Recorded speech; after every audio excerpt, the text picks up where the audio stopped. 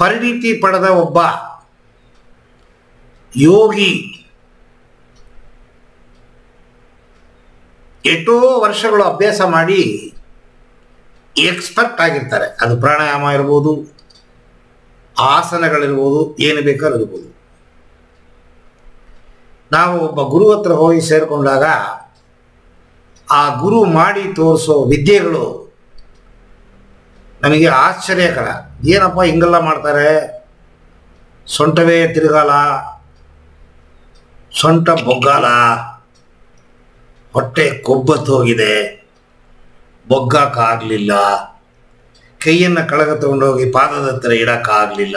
ಹಸ್ತಪಾದಾಸನ, ಹಸ್ತವೂ ಇಲ್ಲ ಪಾದವೂ ಇಲ್ಲ, ಬಾಯಲ್ಲಿ ಮಾತ್ರ ಹೇಳ್ಕೋಬೇಕು ಹಸ್ತಪಾದಾಸನ. ಅವ್ನು ನೋಡಿ ಅವನು ಸರ್ರಂತ ಬಗದಾರ ತಗೊಂಡು ನೆಲದ ಮೇಲೆ ಇಡ್ತಾನ ಕೈನ. ಅವನಿಗೆ ಬುಜ್ಜು ಇಲ್ಲ, ಸೊಂಟವೂ ಇಲ್ಲ, ಸಣ್ಣಕ್ಕಿರ್ತಾನಪ್ಪ. ದಪ್ಪಕ್ಕಿದ್ದ ಹೆಂಗಸರು ಅವರು ಕೂಡ ಸರಳವಾಗಿ ಮಾಡ್ತಾರೆ. ನೋಡೋದು ಏನು ಇಷ್ಟು ದಪ್ಪ ಇದ್ದಾರೆ, ಇವ್ರ ಕೈಲಿ ಮಾಡೋಕ್ಕಾಗತ್ತೆ ಅಂತ ನಾವು ನೋಡ್ತೀವಿ. ಆದರೆ ಅಭ್ಯಾಸ ಆಗೋ ತನಕ ಕಷ್ಟ. ಎದ್ದಿದ ತಕ್ಷಣ ಗಾಬರಿ ಮಾಡ್ಕೋಬಾರ್ದು. ಆದರೆ ಮಾಡೋ ವಿದ್ಯೆಯನ್ನು ಮಾಡಿ ತೋರಿಸೋವಾಗ ಕರೆಕ್ಟಾಗಿ ಅಬ್ಸರ್ವ್ ಮಾಡಿ ತಲೆಯಲ್ಲಿ ರೆಕಾರ್ಡ್ ಮಾಡ್ಕೋಬೇಕು. ಅದಕ್ಕೆ ಒಬ್ಬ ಗುರು ಬೇಕು. ಯೂಟ್ಯೂಬ್ ವಿಡಿಯೋಗಳು ಹೆಲ್ಪ್ ಮಾಡೋದಿಲ್ಲ.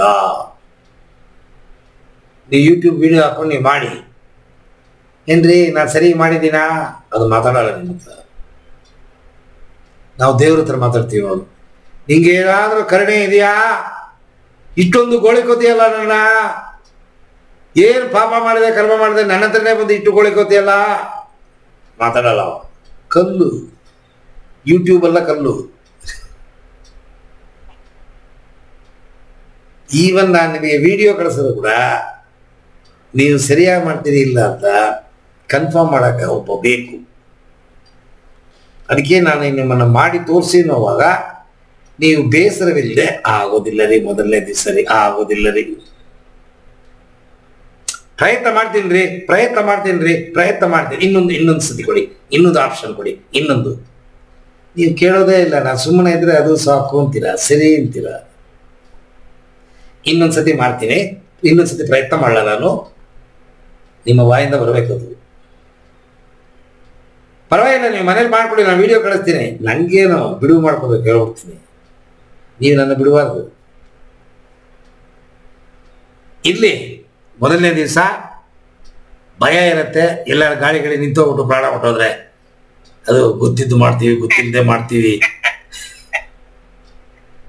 ಏನು ಹೆದರಬೇಡಿ. ಯಾರು ಜೀವ ತೆಗೆಯೋ ಅಭ್ಯಾಸಗಳನ್ನು ಯಾರು ಹೇಳಿಕೊಡಲ್ಲ. ಇದರಿಂದ ಉಪಯೋಗವೇ ಹೊರತು ಅಪಘಾತಗಳು ಏನೂ ಆಗೋದಿಲ್ಲ.